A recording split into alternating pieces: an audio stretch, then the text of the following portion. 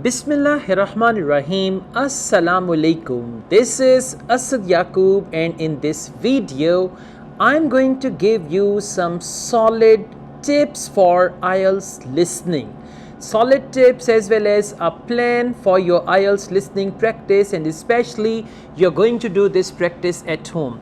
Let me tell you, this plan is for those who are struggling with IELTS listening and they are only getting 20, 18, 17 right answers, but their target is 7 or above. So this video is going to be very helpful for these type of IELTS students. Well guys, as far as IELTS listening is concerned, first of all, what you need to do from book number 9 to book number 14, you need to collect all the audios. Listen to me, and you must follow this plan, and I know many of my students, they follow my plans religiously and they get the desired outcome as well once they follow my plans. Now, you're going to collect all the audios of IELTS, Cambridge IELTS books from book 9 to book 15. Okay, put them all in your mobile, and you can make, folders, right? For example, book 9 test 1, book 9 test 2 and all that. Now, you're not going to actually do the test, you are only going to play the audio. And along with the audio, you are going to take a look at the transcript. Now, for example, you are using headphone and you have played the audio, okay? Along with the audio, what you need to do, you need to go to the transcript, okay? And you will enjoy this activity. You can hold a pencil in your hand, and as the audio moves on transcript, you have to move the pen like that. For example, today I would like to tell you something important. Welcome to the cafe, like that. Now, what will happen by doing this? Number one, you will improve your pronunciation. Number two, you will get to know how do they pronounce the words. The words are simple. You know the words already, but the way they pronounce, and by the way, from book 9 to book 15, we have a variety of dialects of English language. We have American accent, British accent, Australian, Canadian, Irish, North American accent, British, and all that, okay? And don't be afraid that, oh my God, this is Australian English. English is standard. In IELTS listening, English is standard. Accent can be any standard accent of English, okay? So you play the audio and you got to move the pen and focus each and every word, sound of the word, and it's a good idea if you do it in a separate room where nobody bothers you. And one more thing, while doing this, if you come across a new word, immediately you should underline that word, pause the audio there. You should have a dictionary in your mobile. Go to the dictionary and see the word. For example, if the word is controversy. Now see, controversy is a new word. So you need to go to the dictionary and see what is the meaning of that word. Number one. Number two, as you listen, try to focus the words and their possible meanings in English.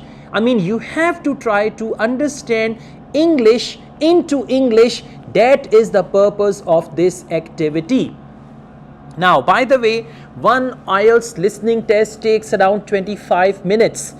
So if you start with book number 9, all 4 tests of book number 9 will hardly take 2 hours. So from 9 to 15, there are 9, 10, 11, 12, 13, 14, 15, 7 books.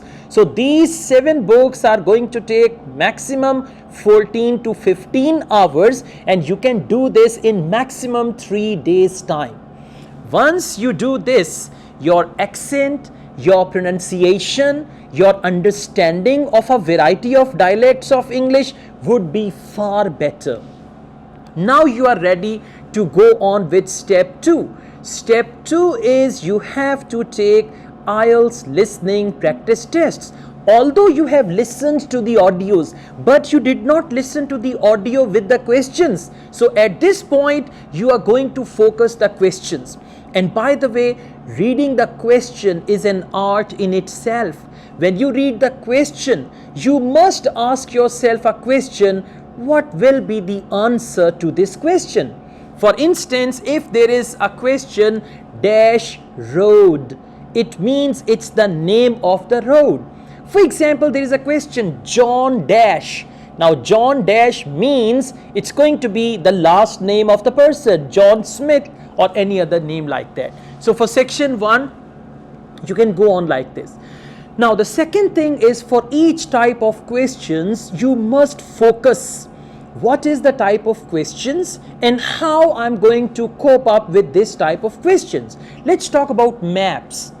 In maps, they always use prepositions of location, prepositions of place.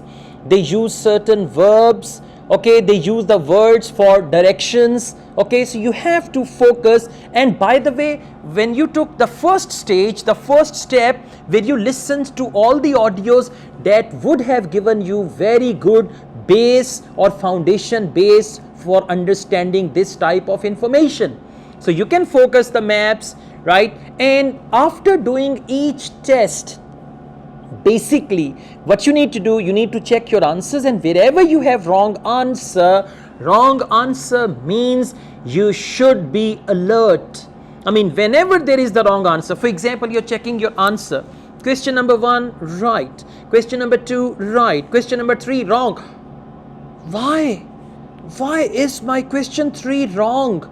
Oh my god, let me check. Okay, I wrote this word, but actually it's this one. So you can immediately play the audio again.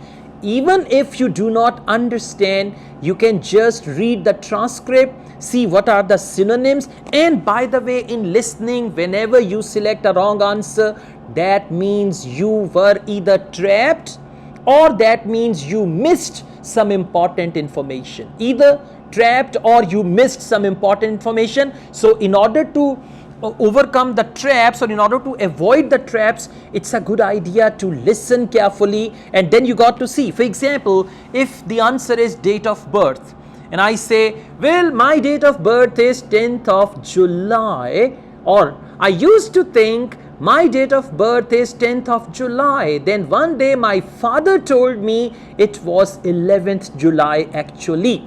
So what is my date of birth? 11th July. 10th July was a trap. So you need to avoid traps, especially in multiple choice questions as well. For each type of questions, you need to come up with your personal plan, your personal attack plan. How I'm going to attack this type of questions. So you got to make it, and that is only possible through practice. Books 7 to 15, they are ideal for every type of IELTS listening. Then you can focus part 1, part 2, part 3, part 4 and measure your progress. How to measure your progress? In the last test, I had 27 correct answers. Now I've got 30 correct answers. In the next test, it is possible that after 30 correct answers, you again get 24 correct answers, because the level of difficulty of IELTS listening tests, that also vary. Okay, so don't worry, you should practice, and every time you practice, you must focus deeply, seriously about your mistakes. First of all, realize why you committed that mistake. Was that because of your hearing? I mean, you could not hear properly? Or was that because of your language skills? Or was that mistake because you were trapped or you missed some information? So you need to identify your personal problems. Believe you me, no teacher can do this for you. You have to do it on your own. And once you go on gradually from book 7 to 8, 8 to 9, and you must reward yourself. For example, if you take a test and in that test you get 32 correct answers or 34 correct answers, you must reward yourself.